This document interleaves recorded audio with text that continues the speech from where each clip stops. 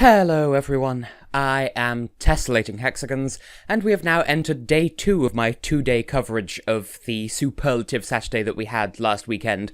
Yeah, I know this never used to take me 2 days, but the reviews take a lot more editing than they used to. It's for my video's own good, and so you lovely people can enjoy me better, I swear.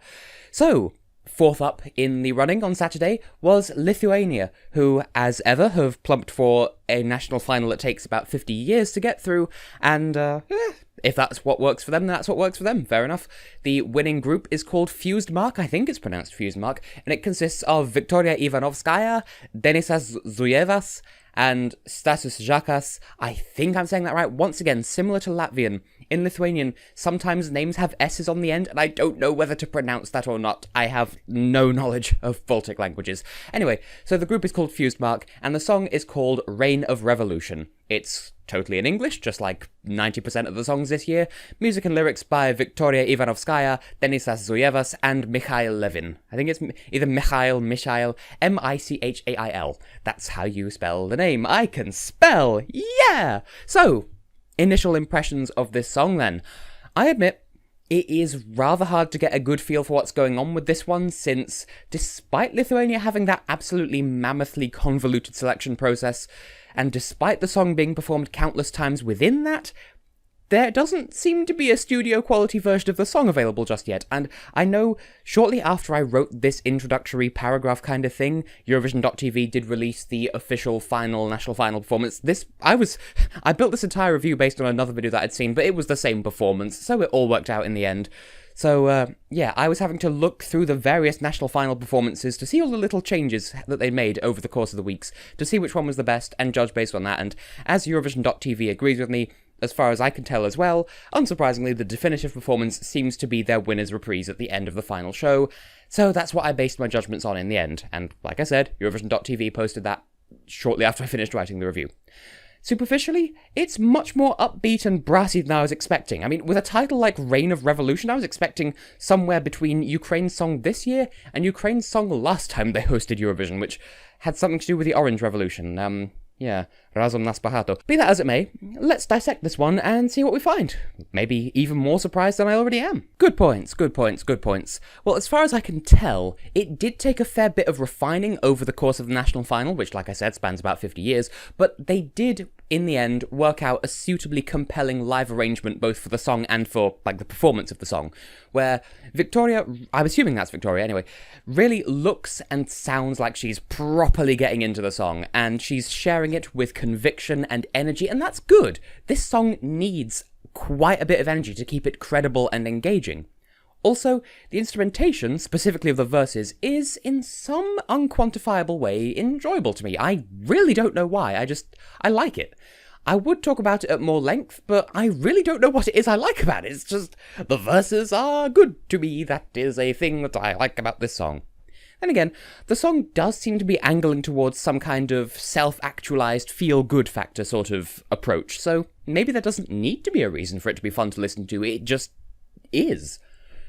Bearing that in mind, plus what I was saying about the song needing energy, although I will come back to that point later, so just put a mental pin in that, but combining the points that I've made so far, the live staging at the final of Eurovisios, I think that's how you say it, Lithuania's national final, it saw Viktorija, again, I'm assuming that's Viktorija, almost constantly moving around the stage, and maybe that's a little over the top, but the song does need dynamism in its live execution. So if she were to just stand there and stare into space while singing about this revolutionary rainstorm, or whatever she's singing about, then it just straight up would not work, I guarantee it.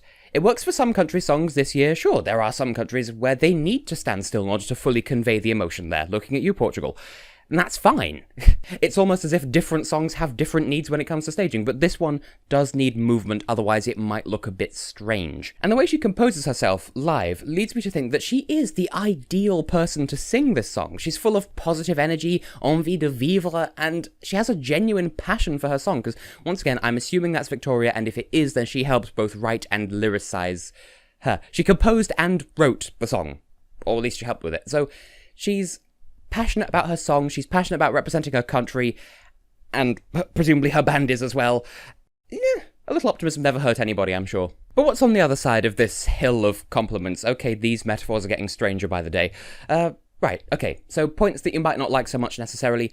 Though I do enjoy the feel of the verses of this song. Like I said, I can't explain why, I just enjoy the verses, but I am really not feeling the refrain. I don't know why, again, it seems almost basic in comparison, I suppose. At the very least, it feels slower and more plodding somehow, and the lyrics are a bit on the dry side as well. If nothing else, it's predictable to an almost irritating degree, to the point that the title of the song ends up feeling as though it's lost whatever meaning it had to begin with. I don't know, maybe that's just me. I can't explain it. There's a lot about the song that I can't explain, which I could almost put as a bad point, but now I'm going to be more mature than that. Just negative point. You can't explain this song. But being serious, while I did praise her live delivery of the song and her composition on stage, there is a limit to that. Because, yeah, she was full of energy, but I fear that in the national final, she had a bit too much energy. And I know I said this song needs energy, but this song needs like 10 out of 10 energy, and she brought 11 out of 10, but not in a good way necessarily. I think if she goes that crazy at Eurovision comparatively, then I think it'll make the song harder to take seriously, and sometimes Lithuanian songs end up that way. I mean, look at 2014, Vilja Matačiūnaitė. That was... I don't think it was hard to take seriously, but some people did, and so she ended up with the Barbara Dex Award, and that was just an entirely separate kettle of fish from a couple of years ago. But in slightly less tactful terms about this year, her delivery looked a little bit like an overexcited puppy on karaoke night. And I don't mean any offence by that, it's just that's the impression I got from putting too much energy into it, I think. So if you take that level of excess energy and then juxtapose it with the slower pace of the refrain, it can, depending on your taste, make the song very tiring, sort of mentally exhausting to listen to. That's probably not the best way of wording what I mean, but it's hard to put into any other words. I think what it is that her enthusiasm inspires the listener to put the same amount of energy into appreciating the song. Like, yeah, she's going into it with like so much energy, I should really psych myself up. And then when the refrain comes around with its synthetic sounding brass and its slow pace and its predictable lyrics, it suddenly just sort of folds in on itself in a wave of overwhelming lethargy. Which, for me at least, damages my enjoyment of the song quite a bit more than perhaps it should. Maybe it's just me, but it does feel a little bit mentally exhausting. That's the bullet point here. So perhaps that's jaded me somewhat, but ratings out of 10 anyway. My personal score, now don't get the wrong idea, but this one I am going to give a 5 to. It's alright. I absolutely don't hate this song by any means, and by the time it gets to Eurovision, it will probably be so polished and it'll end up being something that I really enjoy. For the moment though, I'm much too prone to that effect I was just talking about, where I psychologically set aside too much energy for this song, so I end up hitting a wall when I listen to it, as it were.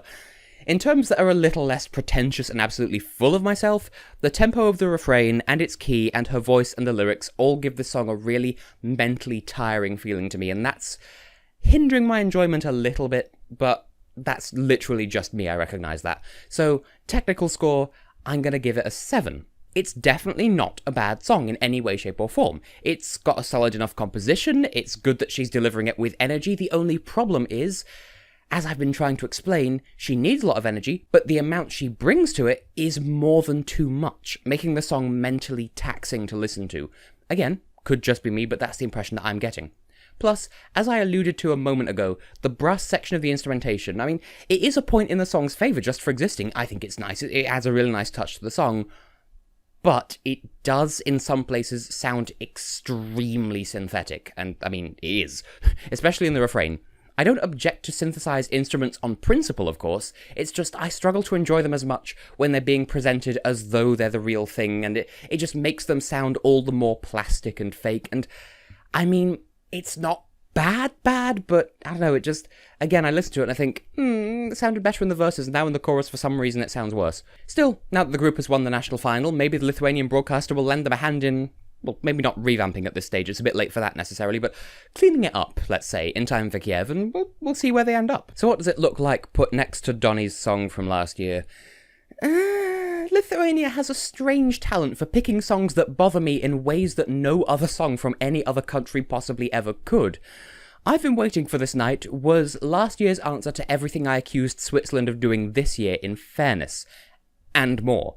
It struck me as the ultimate generic bluster anthem, and yet, in hindsight, it does feel a bit more marketable and a bit more agreeable to the public than this does. On a bad day, I would slate neither of these two songs as being especially memorable, and in all likelihood, more passion probably went into the making of Reign of Revolution, but I am inclined more towards Donnie in this particular debate. His song was painfully generic, I think, and his charisma from 2012 had all but vanished when he got to Stockholm, but I do find it to be much easier to listen to than this year's song. That could just be because we don't have a studio version of this one yet, I don't know. I may be slightly biased here without even realising it. But Reign of Revolution is a lot more unique and a lot more stylized, I think, but there's something in there that I just find too tiring to let me properly, fully enjoy it, and that's kind of the deciding factor here. So, can we expect to see Lithuania again on the Saturday? Well, bearing in mind who it's up against in semi-final 2, I would say that the odds are against them, but it's not impossible for them to qualify. If the song gets the spit polish that it needs to whip it into full Eurovision shape, and it gets a bit of extra fancy treatment to make it indisputably appealing to the public, maybe give it some fancy staging that people might really get behind, then yeah, I think it could slip into the top 10 and sneak into the final.